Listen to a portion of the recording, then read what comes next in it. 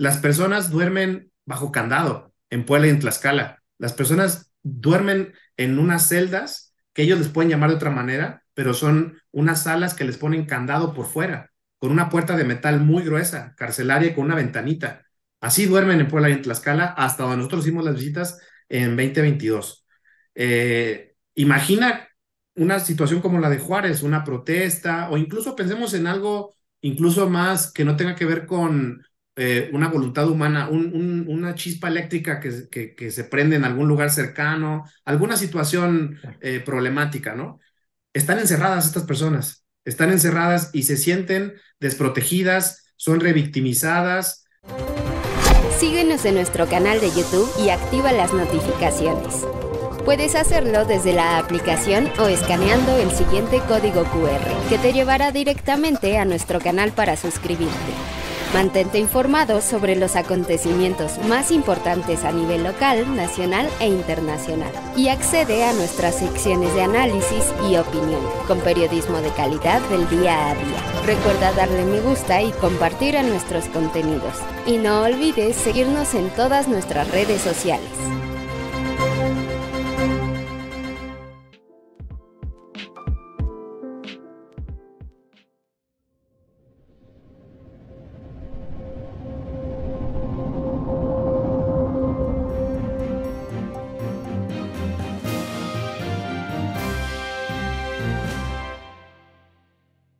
Buenas noches, amigos de la Jornada de Oriente. Bienvenidos a una emisión más de Las Reporteras, este espacio dedicado para quienes día a día le llevamos la información a través de nuestro periódico La Jornada de Oriente, a través de nuestras plataformas en Internet, en YouTube, Facebook, Twitter y, por supuesto, en nuestra página de Internet, lajornadadeoriente.com.mx. Hoy tengo el agrado de platicar con dos académicos de la Universidad Iberoamericana de Puebla, con Elena Ayala Gali, doctora en sociología, y con el doctor Guillermo Irizar Barbosa. Ambos, son expertos en el tema de migración y con ellos vamos a platicar sobre, pues, un tema que ha causado mucha polémica en los últimos meses. A raíz de la tragedia, por supuesto, cobró más fuerza la tragedia de más de 50 pues migrantes que perdieron la vida en Ciudad Juárez, en el Instituto Nacional de Migración. Y bueno, pues ellos, sobre todo Elena Ayala, pues ha hecho pues estudios sobre la situación en la que se encuentra en dos albergues muy cercanos, el de Puebla capital y el de Tlaxcala. Sin más, yo los presento. Muchas gracias por aceptar la invitación para hablar de este tema tan importante. Y bueno, pues estamos a la orden. Muchas gracias a los dos. Muchas gracias por la invitación. Bueno, eh, precisar primero, bueno, el doctor Irizar y yo, al igual que un equipo de la Ibero Puebla, otras colegas, Angélica Villagrana, Alejandra García y otros colegas de la universidad, hemos estado haciendo trabajo en estaciones migratorias. Así Ahorita es. hace un momento comentabas albergues y creo que es muy importante hacer esa distinción que el hecho donde sucedió la tragedia en Ciudad Juárez es una estación migratoria o es un centro de detención que tiene el Instituto Nacional de Migración y nosotros también hacemos monitoreo. La Ibero Puebla, bueno, tiene ya más de 10 años haciendo monitoreo en estaciones migratorias en Puebla y Tlaxcala. Y bueno, sí es muy importante, digamos, hacer esa distinción porque Claro. esa es como parte también de los, creemos, de los eufemismos que utilizó el presidente justo al día siguiente después de la tragedia de hablar que había sido un albergue, lo cual cambiaría mucho las circunstancias, ¿no? Y el hecho de que sean instalaciones del Instituto Nacional de Migración y que estas personas habían sido detenidas, privadas de su libertad, pues también habla de que hay el Estado mexicano, en este caso el Instituto Nacional de Migración, pues era responsable de la seguridad de estas personas detenidas. Entonces, bueno, es Bien. esa primera precisión y también que son 40 los fallecidos, ¿no? Y 27 personas heridas. Bien. Mm. Bien, muchas gracias, doctora. Y precisamente, si quiere, comenzamos con usted. Tuvimos acceso a este estudio que ustedes hicieron bueno, más bien a través del Instituto Ignacio Yacuría, esta investigación, vías en contención, privación de la libertad y violaciones a derechos humanos, eh, eh, un estudio sobre 2020 y 2021 sobre las condiciones de pues estas estaciones migratorias de Puebla y Tlaxcala. Sabemos que encontraron graves violaciones a los derechos humanos en ambos sitios. Si nos pudiera platicar sobre lo que vieron, sobre lo que ustedes documentaron en este estudio y que entiendo que pues a prácticamente un año de haberse hecho, pues no ha cambiado la situación en estos lugares. ¿Qué nos puede decir, doctor? Bueno, nosotros, este estudio recoge datos de entrevistas que hicimos con personas detenidas dentro de estos espacios, de estas estaciones migratorias o estancias migratorias, como también luego las llama el Instituto Nacional de Migración. Si bien en el informe nosotros presentamos entrevistas realizadas en agosto y septiembre del año 2021, nosotros seguimos haciendo trabajo todo el 2022 y como bien señala, se documentan graves violaciones a los derechos humanos de las personas detenidas.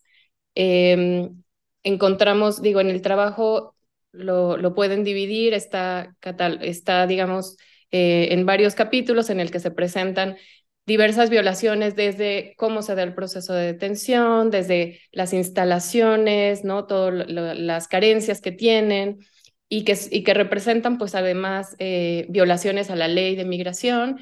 Y después el último capítulo está dedicado también a familias y a menores, mujeres y menores, algunos de ellos no acompañados. Y bueno, esto también, digamos, es un tema grave porque en estas estaciones migratorias, por ley, no puede haber ni familias ni menores. Y por desgracia, pues encontramos que están no en las celdas, pero sí están dentro de los espacios, ya sea en estacionamientos o bien en oficinas. Entonces, documentamos en el informe, como señalas, violaciones graves a los derechos humanos de estas personas, pero que estas violaciones las hemos observado incluso todavía hasta el diciembre de 2022, que es cuando tuvimos acceso tanto a Tlaxcala como a Puebla. Muy bien. Doctor Irizar, la vez pasada que platicábamos, me comentaba, no son precisamente albergues, sino son lugares de detención. Se priva de la libertad a los migrantes, a las personas que están de paso por Puebla y Tlaxcala, y además, pues esto se hace pues durante un tiempo considerable. ¿Qué nos puede decir al respecto de lo que usted conoce de la situación de estos dos albergues? Sí, muchas gracias, Efraín, por la invitación. Gracias a tu equipo, a la Jornada del Oriente por este interés. Y bueno, voy a ampliar un poco lo que ya ha comentado la doctora Ayala y también responder a esta pregunta sobre los tiempos de estancia. Quizá empiezo por decir que este proyecto y este informe, el informe al que te refieres, que lo tenemos disponible en versión electrónica y física para la audiencia, con mucho gusto lo podemos compartir, fue resultado de apoyo de investigación tanto de la Ibero Puebla, pero en particular de la Universidad de Texas en El Paso, a partir de una iniciativa que se denomina Context. Gracias a que el Instituto de Derechos Humanos Ignacio Yacuría tenía acceso a las estaciones migratorias desde hace más o menos 10 años y que hicimos esta colaboración ahora desde el Departamento de Ciencias Sociales, fue posible recuperar testimonios que entre otras variables nos hablan de los tiempos de estancia. Por ejemplo, decir que en 2021 en total recuperamos 108 casos. El informe solamente da cuenta de alrededor de 45 casos, pero el informe, digamos, fue un corte que, como decía Elena, nosotros seguimos haciendo las visitas Y, por ejemplo, en 2021, de estos 108 casos, 55 en Puebla, podemos hablar de un tiempo promedio de detención de 24 días, que es altísimo. Y en el caso de Tlaxcala sí era menor, llegaba a casi 7 días, a casi una semana. O sea, los tiempos de detención en la estación migratoria de Puebla eran considerablemente más altos que los de Tlaxcala. Vimos un cambio hasta cierto punto cuando empezamos un diálogo desde la universidad con las autoridades migratorias federales en Puebla y en Tlaxcala, mucho más receptivo en Tlaxcala. En Puebla nos ha costado más y nos costó más. Y, por ejemplo, también en 2021 les podemos compartir que el tiempo que más nos reportó una persona estar detenida fueron casi 140 días, 139 días, lo cual es muchísimo. Y en Tlaxcala, que también, digamos, no es para hacerlo menos, hubo una persona que nos reportó 28 días. Casi siempre estos casos tenían que ver con personas que solicitaban asilo en México, que estaban buscando conseguir el refugio y lamentablemente la autoridad migratoria desincentivaba o minimizaba un poco el acceso y la orientación que por ley deberían de darles a estas personas. A veces, vamos a decir, alguien que venía de Colombia o de Ecuador, un problema con el tema del pasaporte o incluso de los grandes países típicos de tránsito irregular, Guatemala, Honduras y El Salvador también algún tema de pasaporte o demás, pero nos preocupa, ¿no? Estos tiempos de estancia. Durante 2022 recuperamos en total 171 personas, 171 entrevistas. Los tiempos de estancia, a ver, ojo, esto 2022 nada más de enero a agosto. Tenemos datos, como dice Elena, hasta diciembre, pero todavía los estamos procesando y no podría hablar en concreto de los tiempos de estancia. Pero lo que sí le puedo decir es que los mayores tiempos de estancia que detectamos en 2022 ahí curiosamente se revirtió un poco. En Tlaxcala otra vez hubo un cambio y hubo un caso de 103 días y en Puebla hubo un caso de 71 días. Entonces, esos son casos extremos, pero no hay que hacerlos menos, Efraín. Me parece que el caso de una persona que lleve tanto tiempo puede motivar a algo como lo que sucedió en Ciudad Juárez, ¿no? A una protesta, a una manifestación. Muy bien, pues para nuestros amigos de las reporteras, esta noche estamos platicando con los doctores Elena Ayala Gali y Guillermo Izar Barbosa. Ellos son académicos de la Universidad Iberoamericana de Puebla y con ellos estamos hablando sobre la situación que priva en la estación migratoria de Puebla y la estación migratoria de Tlaxcala a raíz de la tragedia sucedida en Ciudad Juárez. Bueno, pues doctora, ahora me gustaría preguntarle. Eh, Tuvimos acceso a la recomendación de la Comisión Nacional de Derechos Humanos, eh, que bueno, pues tiene que ver con la violación de garantías a un adolescente, precisamente en esta estación migratoria de Puebla. Y bueno, pues, es una evidencia más, ¿no? De lo que ustedes ya han documentado. Estamos hablando de un adolescente que estuvo de 16 años, que estuvo en este lugar, en donde, bueno, también de condiciones muy precarias. Sabemos que además de que el lugar es muy pequeño, pues no tiene, digamos, no cuenta con las condiciones de protección civil. Sabemos que tampoco tienen extintores en caso de que hubiera algún incendio. ¿Qué opinión le merece pues esta determinación, esta recomendación que hace la Comisión Nacional de Derechos Humanos?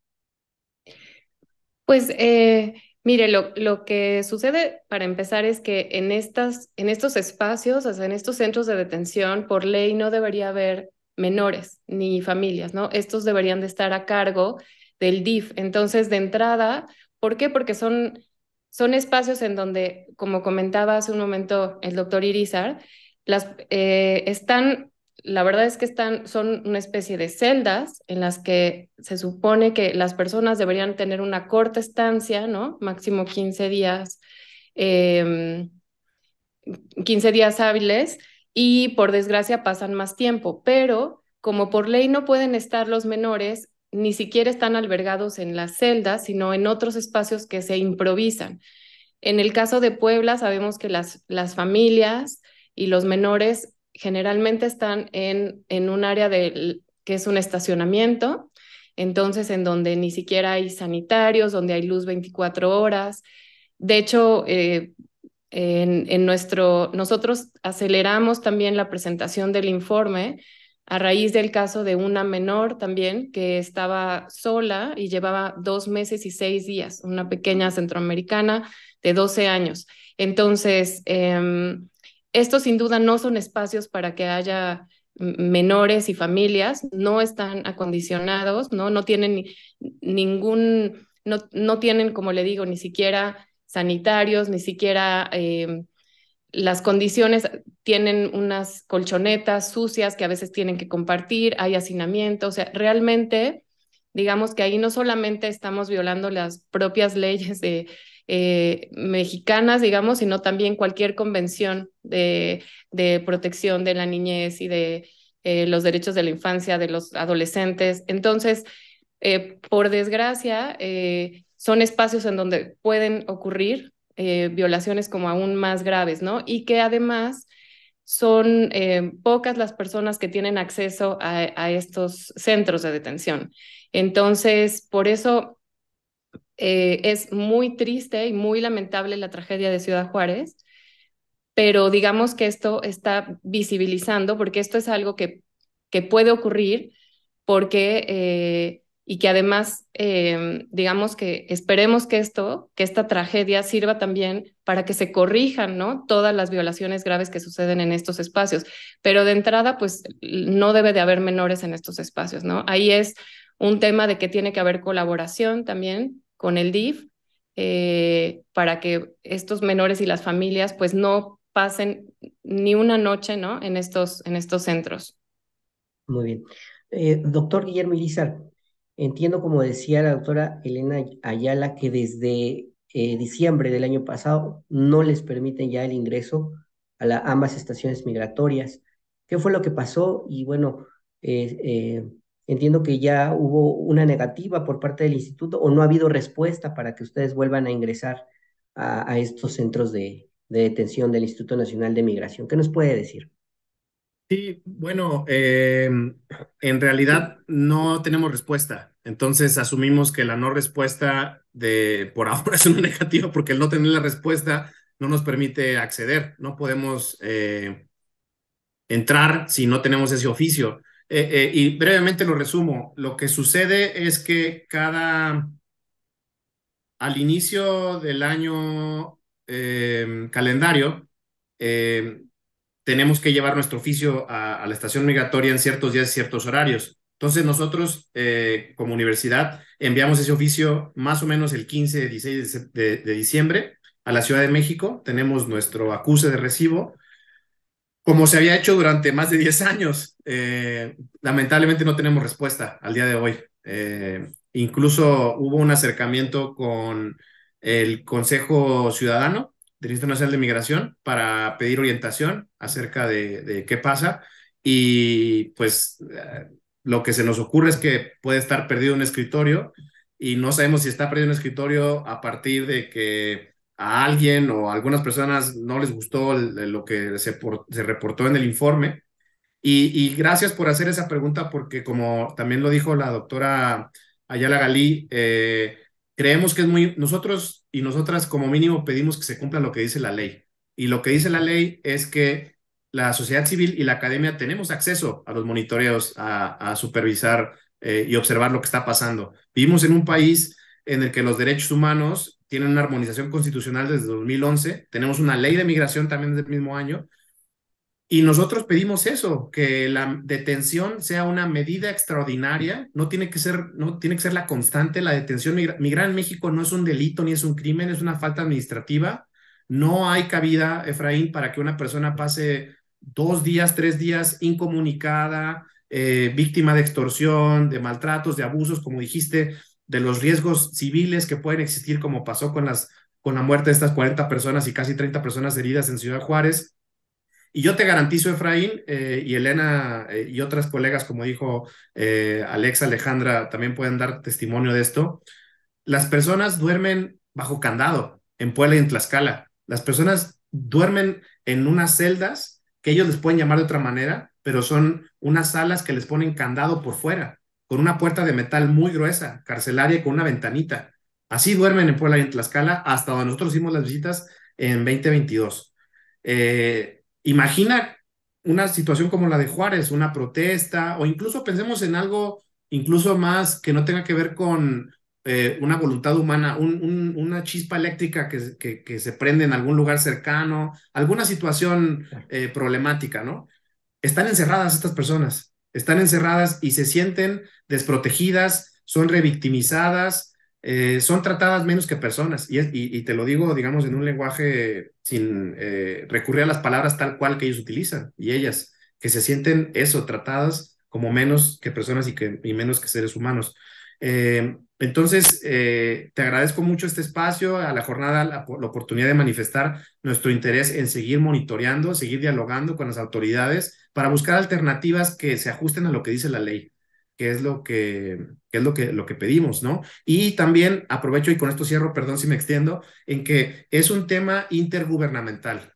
Sí es una tragedia y un crimen que hay que investigar y una situación que hay que averiguar, pero el tema de la migración internacional e interna con alta vulnerabilidad, con irregularidad, le compete a las autoridades municipales, estatales y federales, en diferentes niveles, pero como dice Elena, en el tema de la niñez y de las adolescencias es fundamental que nuestras autoridades, el DIF y otras más, se pongan las pilas y que las policías municipales, estatales, tampoco se aprovechen de las personas migrantes, que las discriminen por cómo se ven, por cómo hablan y que hagan operativos por su cuenta, porque eso también está fuera de la ley. Muy bien.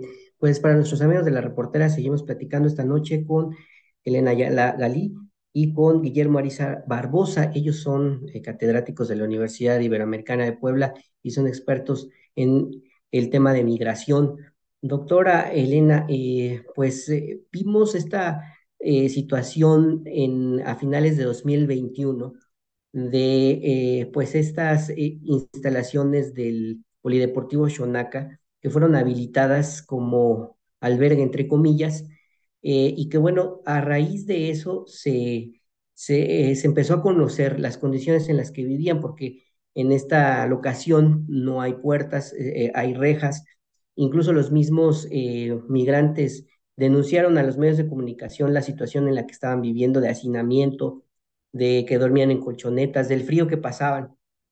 Y esto, bueno, pues llamó la atención, por supuesto, de grupos de defensores de derechos humanos por esta grave situación en la que se encontraban. Y lo que vimos después de eso, de que se dio a conocer esta situación, bueno, pues prácticamente no se volvió a llevar a nadie a este lugar, ya no se ha visto desde esa fecha, principios de 2022, y bueno, pues preguntarle si efectivamente fue esa situación, el hecho de que los propios migrantes denunciaran lo que estaban viviendo, la razón por la cual ya no se volvieron a utilizar estas instalaciones y pues ahora prácticamente amurallados se encuentran en el Instituto Nacional de Migración, estas oficinas que se encuentran en la Avenida Reforma. ¿Qué opina al respecto? Recuerdo lo de la caravana, que fue bastante grande, había también muchas personas de Haití, familias, muchos menores también.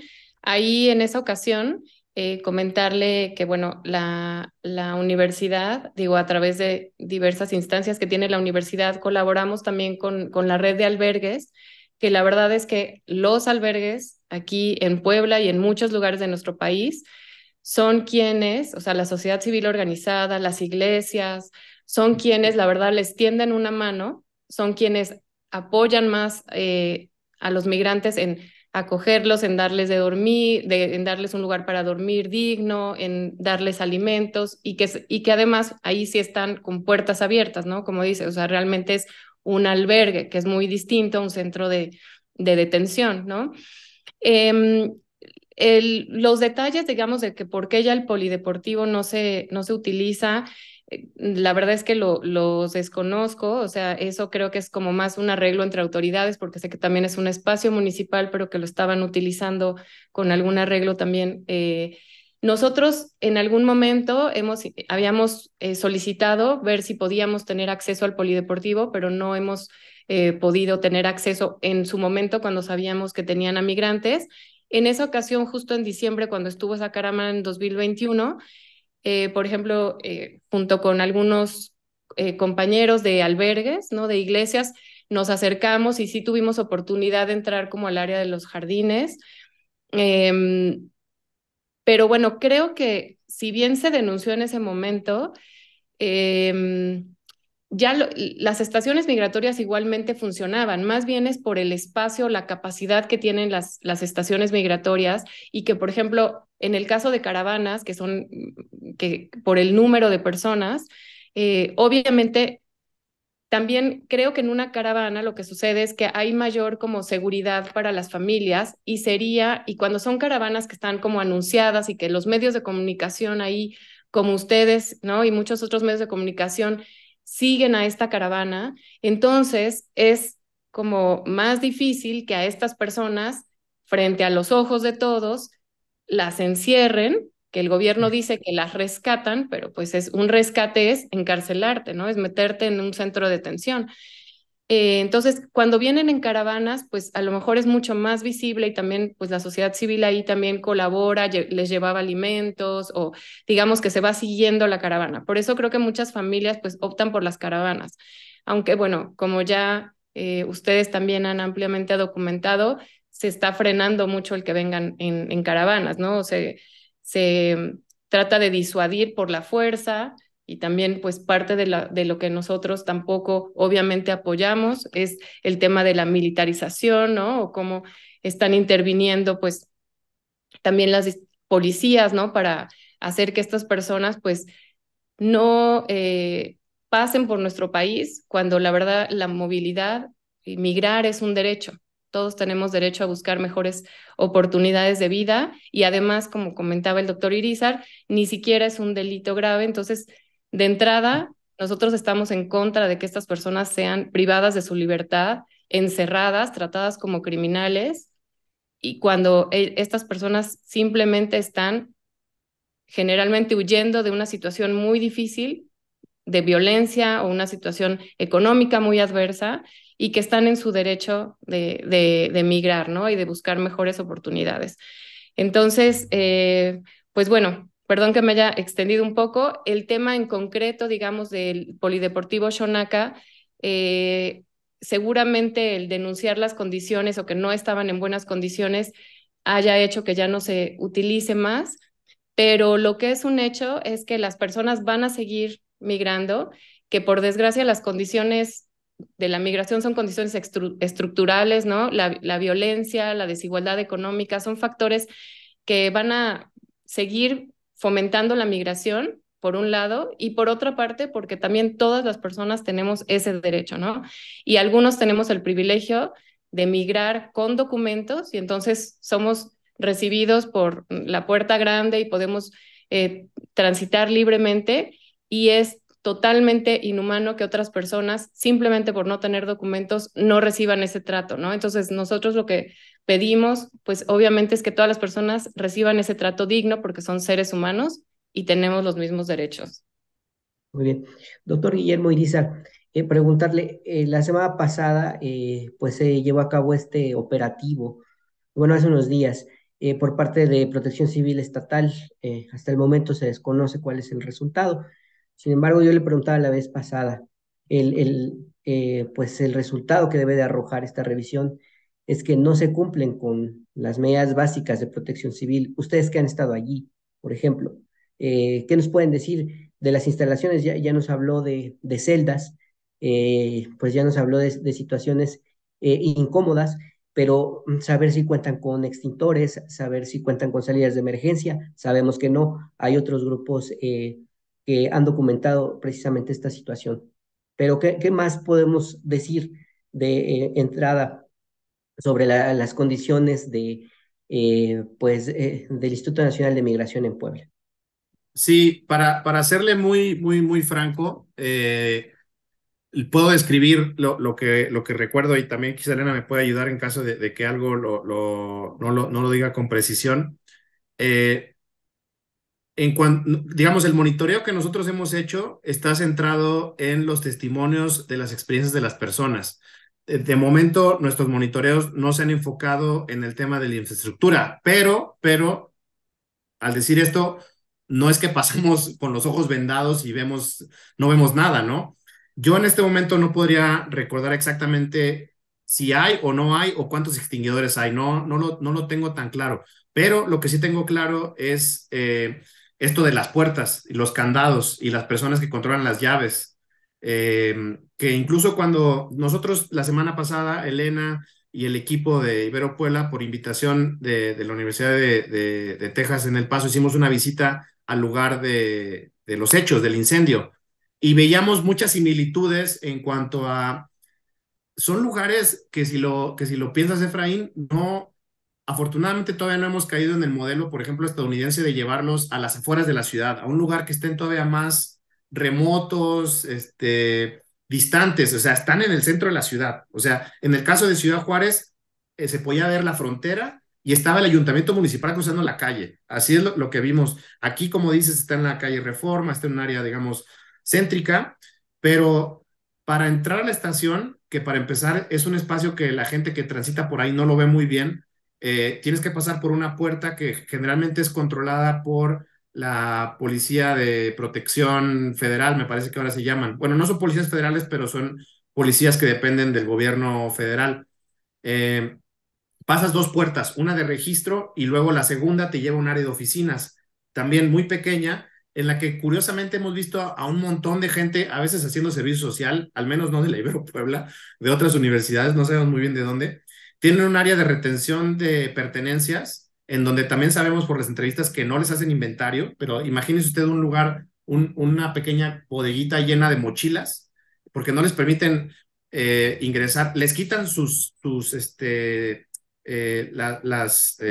correas de sus zapatos, o sea, por eso me refiero a que el trato es de criminales. Cuando hablamos con las personas, nadie tiene agujetas, o sea, no tienen, y no pueden entrar con medicamentos. A veces quieren usar un desodorante y tampoco les dejan meterlo. Entonces, ¿cómo se consiguió un encendedor en Ciudad Juárez? Pues hay que preguntárselo a las personas que pueden estar siendo testigos, o sea, que vieron ahí algún tipo de extorsión o qué revisión se hizo, porque sí es muy estricto el acceso. Y luego de esa parte que le digo de las oficinas, donde hay un montón de gente, hay algunos cubículos, están las pertenencias, se pasa por otra puerta, no necesariamente con candado, pero sí carcelaria. Si llega a un pasillo donde hay unos teléfonos que no funcionan, teléfonos de tarjeta como los que antes en las calles no funcionan, y otras dos celdas que antes me parece que eran celdas de castigo, pero ahora aparentemente una de ellas hay una especie de consultorio y en la otra es como una sala de juntas. O sea, las hemos visto que las cambian. E incluso también cuestionamos acerca de la capacitación y la disposición del personal médico en ambos lugares, ¿no? Y luego ya sigue otra celda que sí tiene candado, que esa da entrada a un patio. Y es un patio muy pequeñito con solo una canasta de básquetbol y tres grandes, como una celda grandísima donde están los hombres, otra celda que generalmente es para mujeres, o a veces ahí ponen a personas de la India o de un lugar más distante que a veces comparten idioma o algo de cultura, y otra más chiquita para hombres. Y dentro de esas celdas nosotros no entramos, no lo permiten, hay cámaras todo el tiempo. Y ahí hay colchonetas y hay baños, pero imagínense usted, los baños no tienen privacidad. Los baños está el inodoro y no hay, o sea, y esto porque ellos nos lo dicen y alguna vez que nos hemos asomado, ¿no? Que se puede observar, o cuando nos han permitido acompañar junto con las autoridades a ver qué es lo que hay ahí. Pero por sí mismo, nosotros no podemos entrar por nuestra cuenta si no es con permiso. Y entonces el uso del patio, bueno, y todo enrejado, con alambres de púas alrededor, con guardias a veces vigilando desde arriba. A veces hay gente que está haciendo construcción y ponen música. Entonces, como que sabemos que disfrazan un poco la situación cuando nosotros vamos. O sea, les dan balones, a veces les dan juegos de cartas, a veces ellos mismos rompen los cepillos de dientes y juegan con eso como a damas chinas. O sea, sí es un ambiente carcelario. Lo que más nos preocupa, Efraín, es que no se pueden comunicar, no les dan, la ley dice que tienen acceso a llamadas, pero no se las dan todos los días. Cuando nosotros vamos es cuando a veces empiezan a decir nombres y eso, pero no les dan llamadas. Entonces, y nada más con esto cierro, habría que preguntarle a Protección Civil cuál es el resultado de las visitas de Puebla. No sé si hay una en Tlaxcala, que nos digan, que nos den a conocer los protocolos, pero enfatizo, Efraín, lo más importante es que se cumpla la ley, que se cumpla la ley en términos de que las personas tengan una orientación jurídica mínima, que tengan acceso a abogados o abogadas de su preferencia, que tengan acceso a llamadas telefónicas, que les den comida digna, que no les den comida echada a perder, fría, o un poquito de culturalmente sensible, no que les den chilaquiles picantes, fríos, con huevo echado a perder, o sea, porque pasa, o sea, nos lo han dicho que pasa, que no les den agua. En Ciudad Juárez lo que pasó es que no tenían agua, o sea, que había un problema de que no podían beber agua. Y ya con esto cierro, simplemente decir que el Polideportivo Chonaca fue una estación migratoria y cárcel invisible en el sentido en que parecía que las personas entraban y salían, pero a final de cuentas, al retener tu pasaporte, tú no te puedes mover, o al no tener información de dónde seguir, tampoco puedes avanzar. Pero esa fue una primera mirada de los medios y de la sociedad de ver qué pasaba ahí. Y fue interesante ver que había muestras de solidaridad, no necesariamente de la autoridad, sino de gente que pasaba y que decía, ¿qué están haciendo aquí estas personas? Y les daba un pan o fruta que traían. Eso es interesante como un debate a nivel nacional. Y ya, perdón, lo que también sabemos es que en abril del año pasado estaba el dormitorio municipal, habilitado como espacio para familias y para niñez. Desde la Ibero Puebla con estudiantes hicimos una visita más bien humanitaria, no de monitoreo. Llevamos ropa, llevamos cobijas, llevamos juegos, pero eso, o sea, pedimos que Protección Civil sea transparente con su monitoreo y pedimos que el gobierno, que el Estado nos dé permiso de seguir monitoreando para evitar crímenes y tragedias como la que ocurrió en Ciudad Juárez. Muy bien. Doctora Elena Ayala, preguntarle ya por último, lamentablemente el espacio que tenemos es muy breve, pero vemos un fenómeno en estos meses que hemos estado documentando la situación de la migración que llega, que pasa por Puebla. Vemos que algunos de estos migrantes se están quedando, quizá no en su mayoría, porque entendemos que Puebla es un estado de paso. Sin embargo, hay muchos que se están quedando, que están trabajando en la informalidad, que son vendedores ambulantes, que trabajan como albañiles, que trabajan como diableros en la central de abastos. Y bueno, pues este es un fenómeno nuevo, digamos. ¿Qué nos puede decir? No sé si ustedes lo han identificado, lo han estudiado, o podría ser un tema de estudio para el futuro, para ustedes como académicos. Sí, pues bueno, primero sería comentar o enfatizar lo que estás diciendo, que en nuestro país, pues antes teníamos la idea de que éramos un país de expulsión, hoy en día es un país de expulsión, de tránsito y también de destino. Y que como bien comentas, ya también Puebla se está volviendo un lugar de destino. Nosotros, bueno, en lo particular, no he hecho tanto trabajo en sí como para los nuevos flujos migratorios, pero bueno, históricamente, digamos, nuestro país ha sido un país también de destino y precisamente, digo, si algo se caracterizó México y de algo de lo que nos enorgullecíamos mucho como mexicanos es que siempre acogíamos bien a los migrantes y que también luego ahí hacemos la distinción que no deberíamos de hacer, extranjeros, ¿no? Que venían exiliados, o sea, México desde la Guerra Civil Española en los años 70, las guerrillas también en Centroamérica, siempre fue un país de destino y de acogida para las personas que sufrían persecución o que venían huyendo de regímenes dictatoriales, en fin. Entonces, creo que sería pues algo muy loable que México recuperara ese prestigio, porque creo que lo que ha sucedido en las últimas décadas y el maltrato que le damos a los centroamericanos y pues a muchos otros flujos de migrantes, especialmente aquellos que vienen justo de los países más necesitados, de los países más pobres, ¿no? O que vienen exiliados, no sé, como cubanos, nicaragüenses, el maltrato que estamos dando y del que nos estamos ahorita teniendo una pésima fama internacional, pues deberíamos revertirlo, ¿no? Y recuperar esto de ser un país, pues, de acogida, porque realmente tampoco son flujos de personas tan grandes. En realidad, si lo vemos en proporciones, el 3% de la población mundial la que es migrante internacional. Entonces, Obviamente existen los recursos si se tienen las políticas públicas correctas, si se respeta la ley. En cuanto a los flujos, creo que, digo, sería también hacer más trabajo, pero sí sabemos que pues hay comunidades ya también de hondureños, de venezolanos también que se han quedado. Entonces, haitianos también nos comentaban, no hemos en lo particular, bueno, en este proyecto trabajado esa parte, pero creo que sí valdría la pena también visibilizarlo y que asimismo como nosotros siempre hemos estado abogando que se les dé un trato digno y se respeten los derechos humanos de los mexicanos, sobre todo en los Estados Unidos, pues lo mismo debemos hacer acá, ¿no? Tenemos que ser congruentes y pues respetar la ley nacional e internacional en ese sentido. Pero bueno, sí, con las nuevas también disposiciones y los crecientes flujos migratorios, pues hay que ser conscientes que también somos ya un lugar de tránsito y de destino. Muy bien. Un mensaje final para cerrar, para nuestro público que estuvo al pendiente de esta entrevista, doctora, sobre todo lo que hemos hablado, o alguna idea que usted guste enfatizar.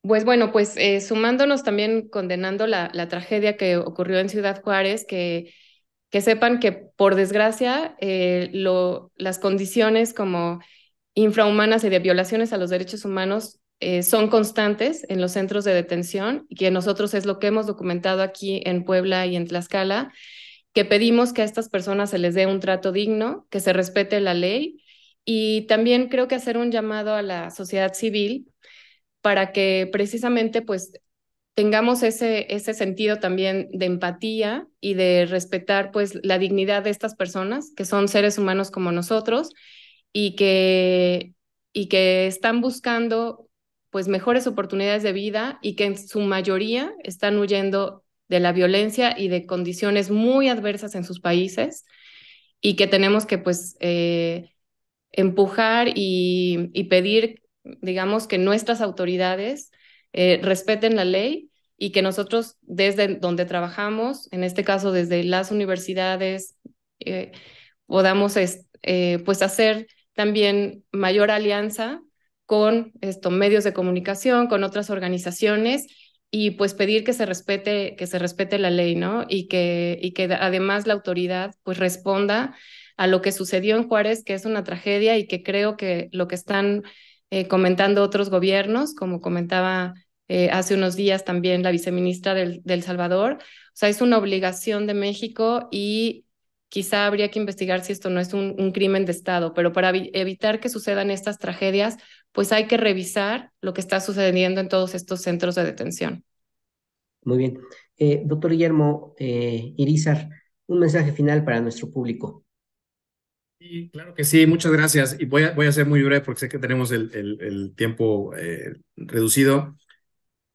Eh, Creo que México tiene que ser congruente como sociedad y como gobierno en cuanto a lo que representa la migración para el país, la salida histórica de ser un país histórico de emigración y lo que implica ahora el tránsito irregular y la llegada de personas, como dijiste, de personas que están buscando salvar la vida, que están buscando conservar su dignidad, que están persiguiendo un sueño, una oportunidad. Entonces, tenemos que ser un país que busque esa congruencia y manifestar nuestra solidaridad al respecto, es decir, alejarnos de la discriminación, de la xenofobia, de los racismos, que sabemos que existen dentro del país hacia los propios mexicanos. Entonces también alejarnos, tomar distancia de eso en cuanto a las personas que vienen huyendo de situaciones insostenibles. Y como universidad jesuita, creo, este trabajo también se inspira mucho en el llamado a acoger, proteger, promover e integrar a personas que tienen que salir de sus lugares de origen. Eso, digamos, eso está en el fondo de nuestro trabajo y de nuestro quehacer. Entonces, agradecer la oportunidad, Efraín, de compartir con tu audiencia, contigo, nuestro trabajo y eso, que es importante que no construyamos muros, que sigamos pensando en la construcción de puentes, en alternativas. Es momento de que como sociedad informada, como personas mexicanas, cuestionemos el trato que se da de las autoridades a personas en vulnerabilidad, en este caso a personas migrantes, y que recurramos a alternativas que pongan en el centro la dignidad humana. Eso es, y que, con un respeto a la ley, e incluso pensando en transformar la ley para que la detención sea una medida extraordinaria, en este punto en específico de lo que estamos hablando. Y más bien pensar, ¿cómo hacemos para que estas personas tengan una oportunidad? La oportunidad que nos dieran a ti y a mí, a nuestros hermanos, a nuestros padres, a nuestras madres, a nuestros hijos. Eso es lo que hay que pensar. ¿Cómo hacemos para crear esas oportunidades? Muy bien, al contrario, doctor, este espacio es para ustedes, estamos abiertos. Ojalá podamos seguir platicando con ustedes sobre este tema tan importante. Y a nuestro público de las reporteras que estuvo al pendiente de esta emisión, muchas gracias. Buenas noches, hasta la próxima.